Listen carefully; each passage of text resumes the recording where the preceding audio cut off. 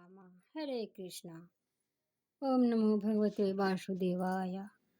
प्राचीन समय की बात है। भारत में एक राजा राज्य करता था। वह बड़ा प्रतापी तथा दानी था। वह नित्य प्रति मंदिर में भगवान दर्शन करने जाता था। वह ब्राह्मण और गुरु की सेवा किया करता था। उसके द्वार से कोई भी अचग निराश होकर नहीं लौटता था। वह प्रत्येक गुरुवार को व्रत रखता एवं पूजन करता था। हर दिन गरीबों की सहायता करता था, परंतु यह सब बातें उसकी रानी को अच्छी नहीं लगती थी। वह न व्रत करती और न किसी को एक पैसा दान में देती थी।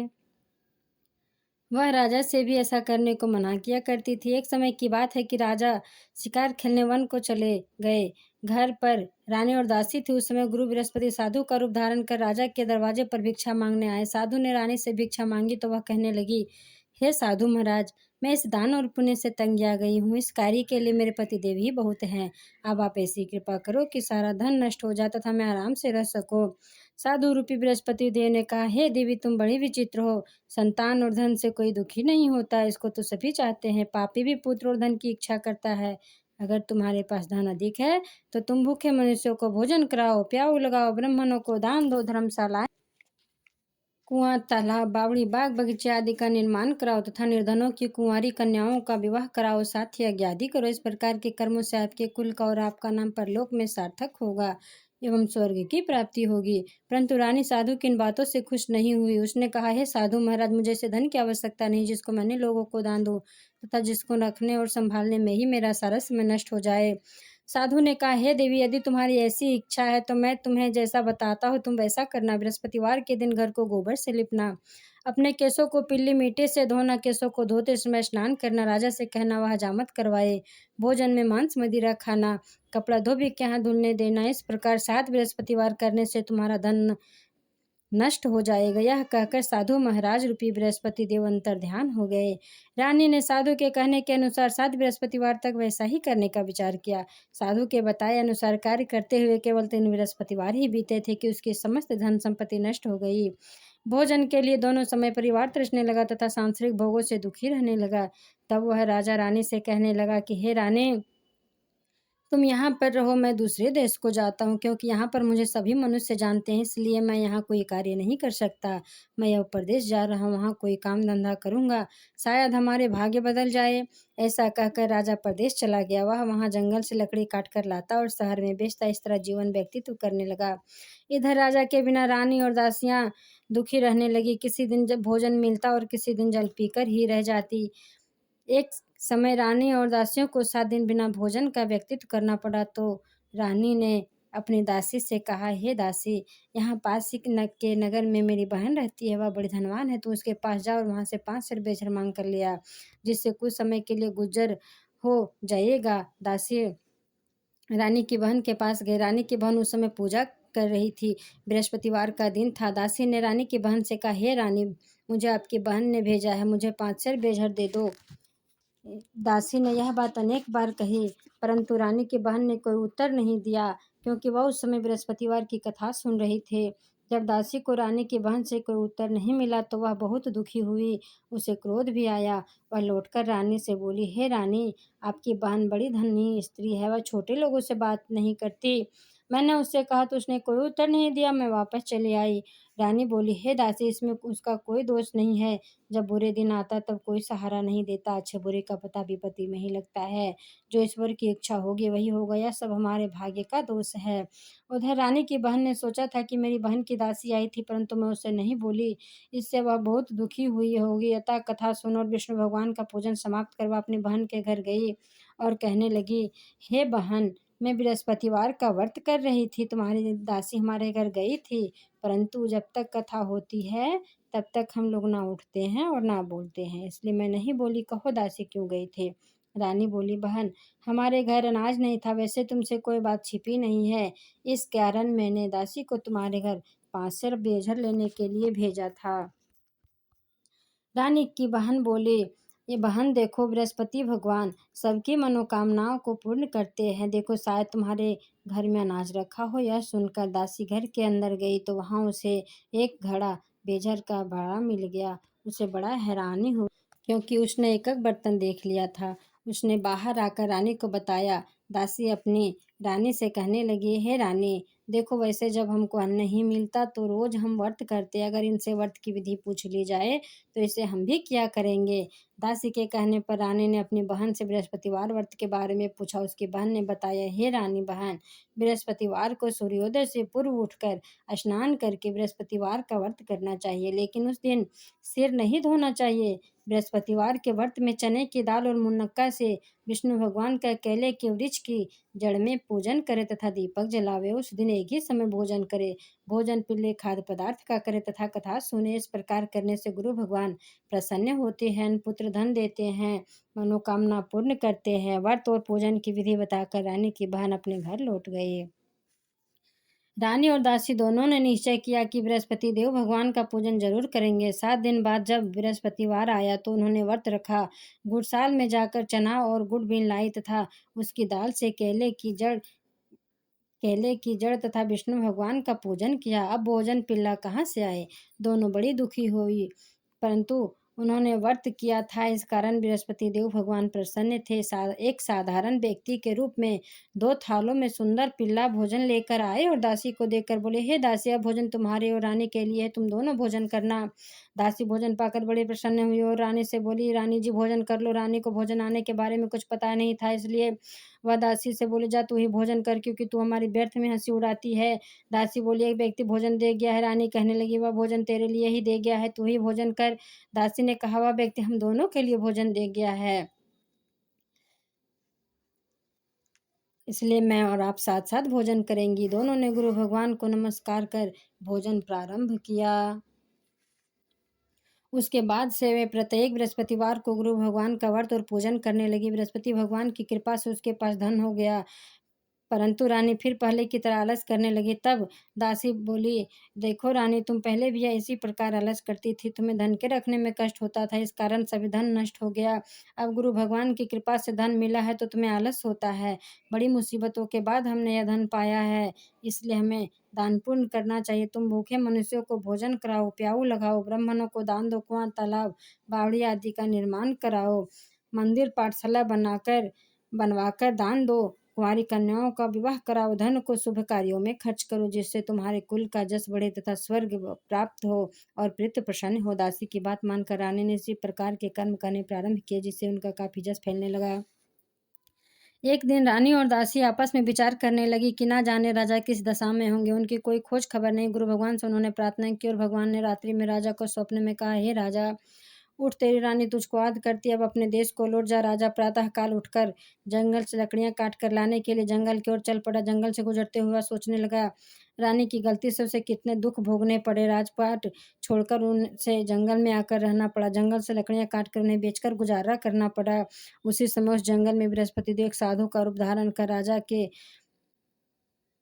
पास आए और बोले, हे लकड़हारे, तुम इस सुनसान जंगल में किस चिंता में बैठे हो, मुझे बताओ। यह सुन राजा के नेत्रों में जल भर आया और साधु की वंदना कर बोला, हे प्रभु, आप सब कुछ जानने वाले हैं। इतना कहकर राजा ने साधु को संपूर्ण कहानी सुना दी। महात्मा दयालु होते हैं। वे राजा से बोले, हे राजा,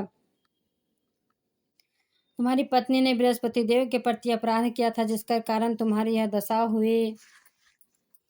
अब तुम किसी प्रकार की चिंता मत करो, भगवान तुम्हें पहले से अधिक धन देंगे। देखो, तुम्हारी पत्नी ने बृहस्पतिवार का व्रत प्रारंभ कर दिया है, अब तुम भी बृहस्पतिवार का व्रत करके चने की दाल और गुड़ जल के लोटे में डालकर केले का पूजन करो, फिर कथा कहो या सुनो, भगवान तुम्हारी सब कामनाओं को पूर्ण करेंगे। साधु को प्रसन्न देखकर राजा बोले, हे प्रभु, मुझे लकड़ी बेचकर इतना पैसा नहीं बचता जिससे मैं भोजन करने के उपरांत कुछ बचा सकूं। मैंने रात्रि में अपनी रानी को व्याकुल देखा, मेरे पास कोई साधन नहीं जिससे समाचार जान सकूं, फिर मैं बृहस्पति देव की क्या कहानी कहूं, मुझको तो कुछ मालूम नहीं है। साधु ने कहा, हे राजा, तुम किसी बात की चिंता मत करो। बृहस्पतिवार के दिन तुम रोजाना की तरह लकड़ियां लेकर शहर में जाओ, तुम्हें रोज से दुगुना धन प्राप्त होगा, जिससे तुम भली भांति भोजन कर लोगे तथा बृहस्पति देव की पूजा का सामान भी आ जाएगा। बृहस्पति देव की कथा इस प्रकार है। प्राचीन काल में एक बहुत ही निर्धन ब्राह्मण था, उसके कोई भी संतान नहीं थी। वह नित्य पूजा पाठ करता, परंतु उसकी स्त्री बड़ी मलिनता के साथ रहती थी। वह न वह स्नान करती और न किसी देवता का पूजन करती। प्रातःकाल उठते ही सर्वप्रथम भोजन करती, बाद में अन्य कार्य करती। ब्राह्मण देवता बहुत दुखी रहते थे, पत्नी को बहुत समझाते, किंतु उसका कोई परिणाम न निकलता।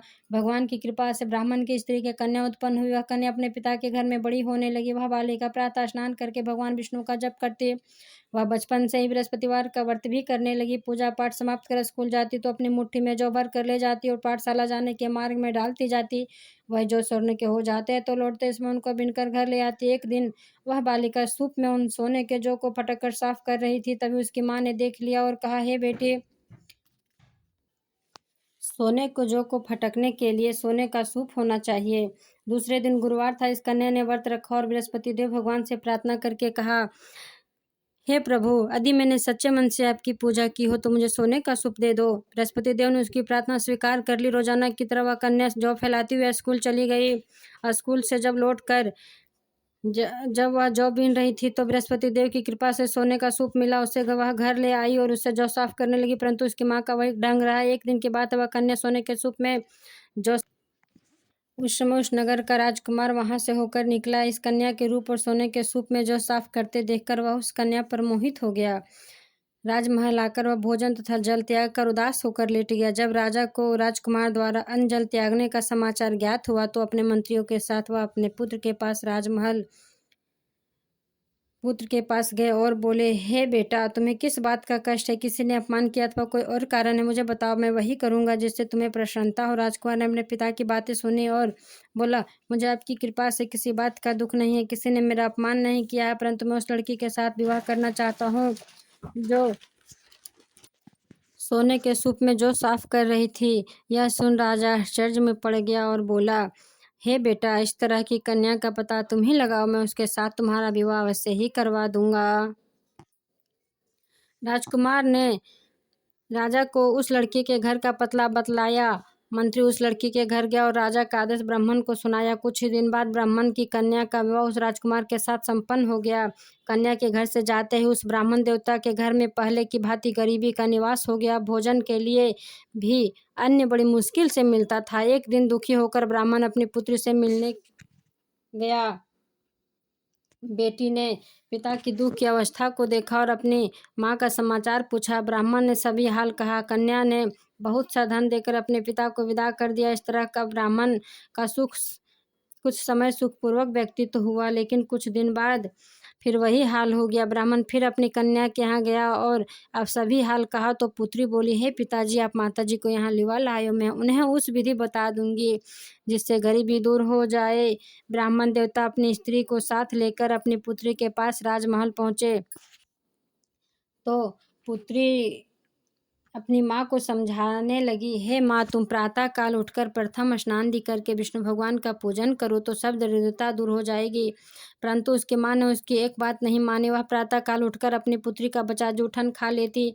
एक दिन उसकी पुत्री को बहुत गुस्सा आया। उसने एक रात एक कोठरी से सारा सामान निकाल दिया और अपनी माँ को उसमें बंद कर दिया। प्रातः उसमें से उसे निकाला तथा स्नान दी करा के पूजा पाठ करवाया तो उसकी माँ की बुद्धि ठीक हो गई।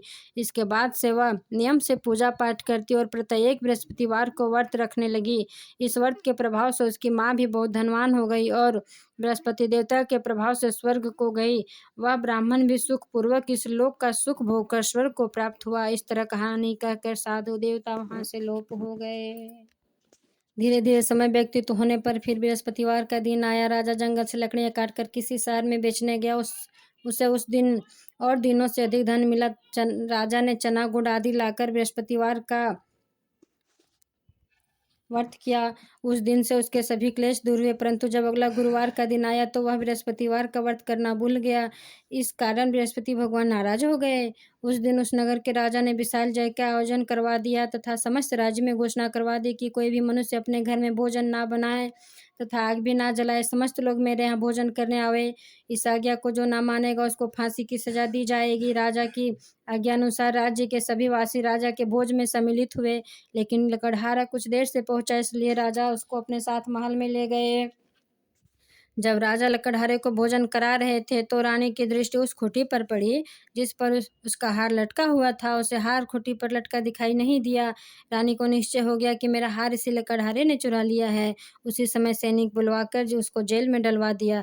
जब लकड़हारा जेल खाने में गया तो बहुत दुखी होकर विचार करने लगा कि ना जाने कौन से पूर्व जन्म के कर्म से मुझे दुख प्राप्त हुआ है, और उसी साधु को याद करने लगा जो जंगल में मिला था।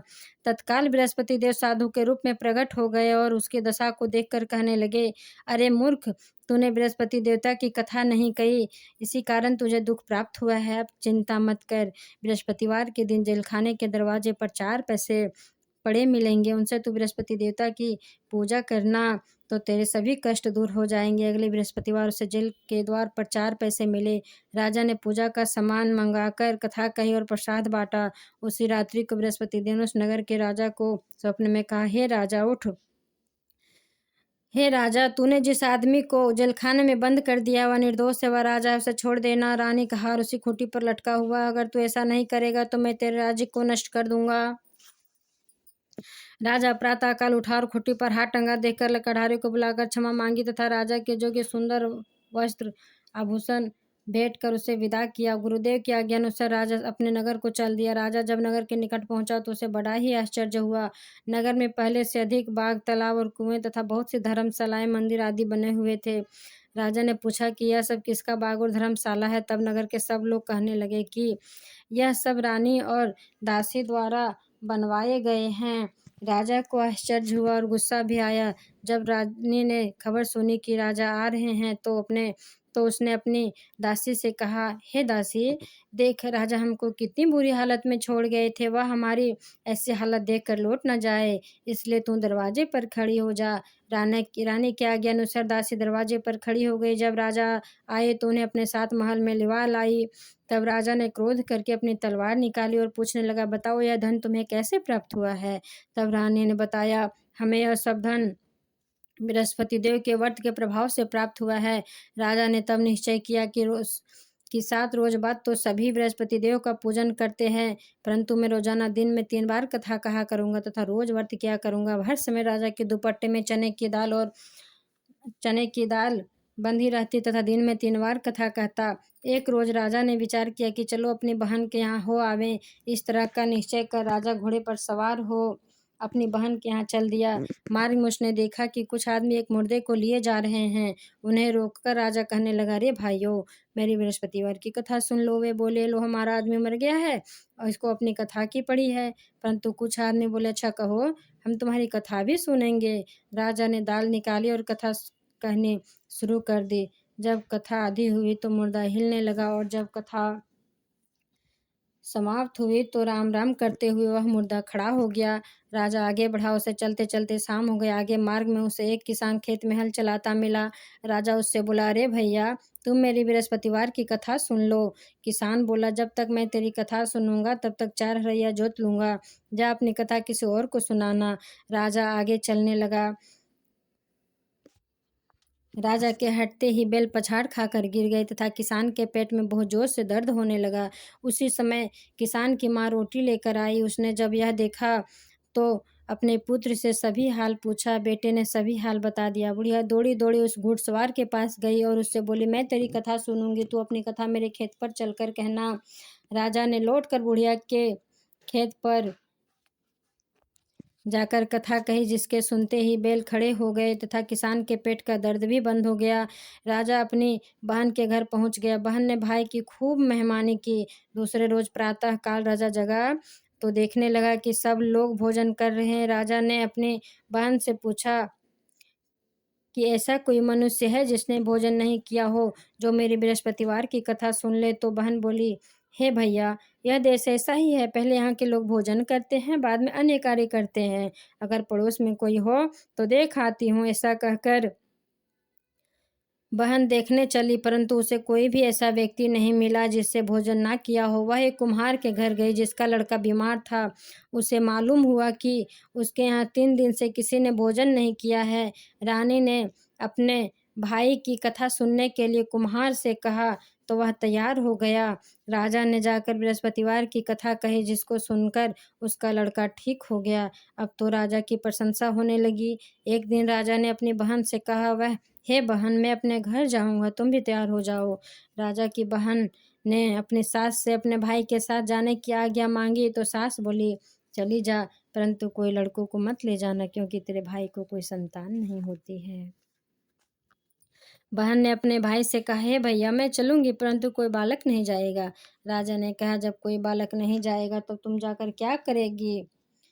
दुखी मन से राजा अपने नगर को लौट आया। राजा ने अपनी रानी से कहा, हम निसंतान हैं, इसलिए हमारे यहाँ आना कोई पसंद नहीं करता।